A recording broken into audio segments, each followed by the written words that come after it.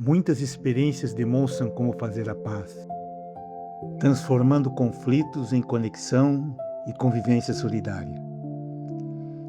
Diálogos interculturais, fóruns interreligiosos, justiça restaurativa, rodas de conversa, cultura de paz nas escolas, festivais de cinema, saraus, arte, poesia e música pela paz.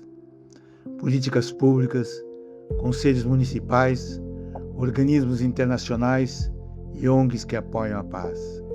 Caminhadas, ações na floresta, nas águas, com os animais, cuidado com todos os seres e com a terra. São muitas as formas de fazer a paz, porque ela está no dia a dia e nas grandes ações globais.